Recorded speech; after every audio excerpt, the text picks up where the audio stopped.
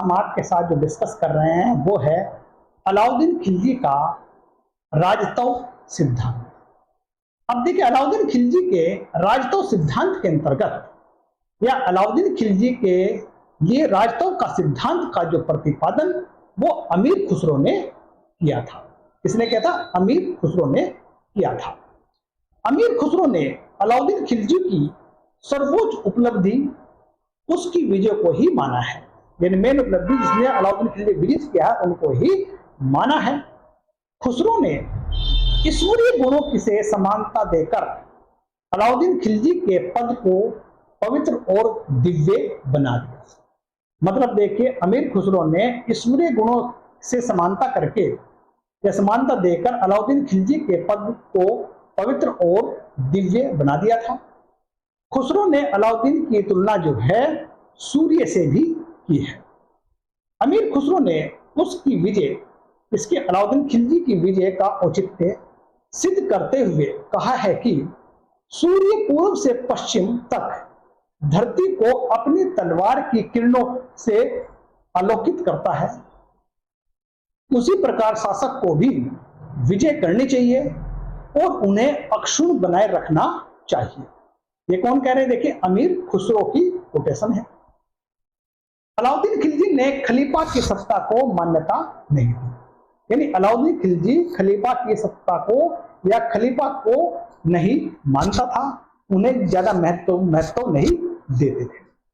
अलाउद्दीन ने योग्यता के आधार पर पदों का वितरण किया, योग्यता के आधार पर सैनिकों की भर्ती की, अपने प्रशासन को योग्यता के आधार पर दुरुस्त करने का भी परिणाम मिलता है। वहीं पर देखिए, फ्रांस के लुई 14वां और प्रसा के फ्रेडरिक महान के समान ही अलाउद्दीन खिलजी भी सर्वशक्तिमान और स्वयं अपना सलाहकार खुद था। यानी अपने विवेक के अनुसार ज्यादा काम लेता था, ये समझिएगा। और उसी के मंत्रियों की स्थिति जो है सचिव और क्लर्कों जैसी थी। मतलब जो है अलाउद्दीन खिलजी के जो मंत्री और सचिव वो सिर्फ एक क्लर्क की तरह ही मानते थे, बाकी सारा जो डिसीजन, महत्वपूर्ण डिसीजन वो खुद अपने विवेक से अलाउद्दीन खिलजी लेते थे। अब देखिए, मतलब जो है अलाउद्दीन खिलजी ने वजीर पद सैनिक नेताओं को सौंप दिया था। वहीं पर देखिए, अलाउद्दीन खिलजी के काल में मलिक नुसरत मलिक सिराजुद्दीन आरिज ए ममालिक या फिर मुख्य सेनापति था। आरिज ए ममालिक है सेना का सर्वोच्च अधिकारी कहते हैं। अब अलाउद्दीन खिलजी ने या अलाउद्दीन खिलजी के समय सैनिकों को कठोर दंड दिए जाने का भी विवरण नहीं मिलता है। यानी उसके समय में सैनिकों को कठोर दंड दिए जाने का कोई विवरण नहीं मिलता है। उसने सैनिकों के प्रति सहृदयता की नीति अपनाई। उनका मानना था या उनका मत था, अलाउद्दीन खिलजी का मत था, सुल्तान का कोई संबंधी नहीं होता है। उसके राज्य में रहने वाला प्रत्येक व्यक्ति या तो सुल्तान का सेवक होता है या फिर वो प्रजा का सेवक होता है। अलाउद्दीन ने प्रबंधकीय नियंत्रण में परिवर्तन, मामेलुक पदानुक्रमण या हायरार्की का कायाकल्प ही कर दिया।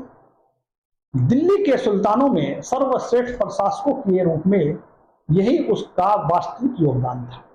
यानी कहना है, दिल्ली के जो सुल्तान थे उनके समय में सबसे सर्वश्रेष्ठ प्रशासन जो है या योग्य व्यक्ति जो है अलाउद्दीन खिलजी के शासन में ही देखे जा सकते। अलाउद्दीन का शासन पुलिस प्रशासन था जो इस सिद्धांत पर आधारित था कि शक्ति ही सर्वोच्च अधिकार है। यानी शक्ति ही सर्वोच्च अधिकार है। वहीं पर देखिए, एक हमारे विद्वान हुए डॉक्टर ईश्वरी प्रसाद। अब डॉक्टर ईश्वरी प्रसाद के अनुसार ये क्या कहते हैं, अलाउद्दीन खिलजी का शासनकाल को मुस्लिम निरंकुशता की प्रकाष्ठा कहा है। यानी कि मतलब देखिए, अलाउद्दीन खिलजी का शासनकाल है मुस्लिम निरंकुशता की चरम सीमा या प्रकाष्ठा कहा है। वहीं पर होते हैं हमारे हेनरी सप्तम की भांति ही अलाउद्दीन ने भी अमीरों और सरदारों का दमन किया और उलेमाओं को पृष्ठभूमि में फेंक दिया। अब देखिए, मतलब जाए इस तरह देखिए, विद्वान के बारे में बहुत सारे विचार देते हैं।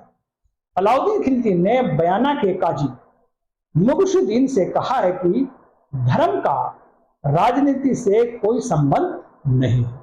यानी देखिए मतलब जो है धर्म को राजनीति से ऊपर अलाउद्दीन खिलजी ने नहीं माना है।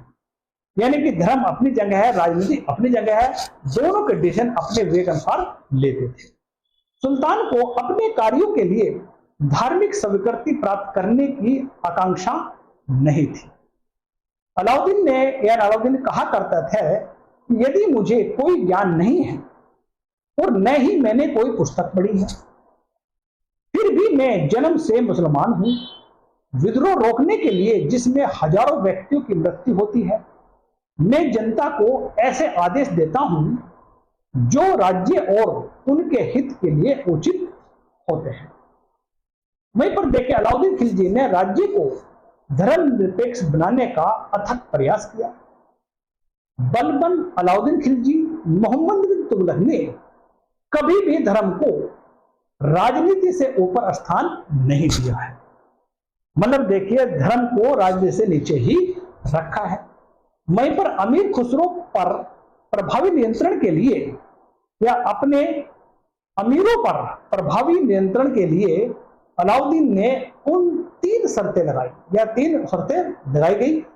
नंबर 1, सुल्तान अमीरों के धन का उत्तराधिकारी होगा। अमीरों के मध्य कोई भी विवाह सुल्तान की अनुमति के बिना नहीं होगा।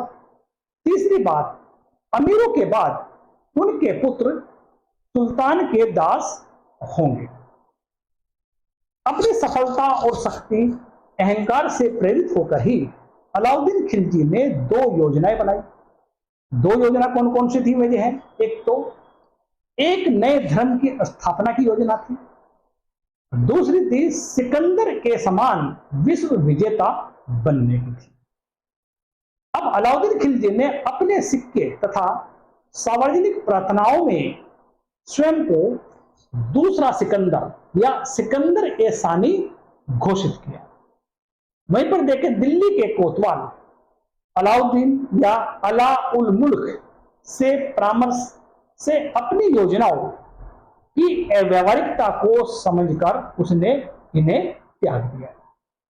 दिल्ली का कोतवाल और अलाउद्दीन के मित्र अलाउ मुल्क ही एकमात्र ऐसा व्यक्ति था जिससे अलाउद्दीन ने शासन के विषय में सलाह ली या फिर कह सकते हैं उसे सलाह देने का साहस कर सका।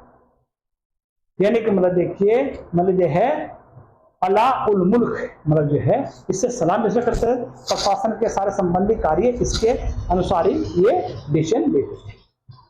देखिए जो है अलाउद्दीन खिलजी के राजतंत्र सिद्धांत में इतना ही कुछ है, बाकी फिर मिलेंगे।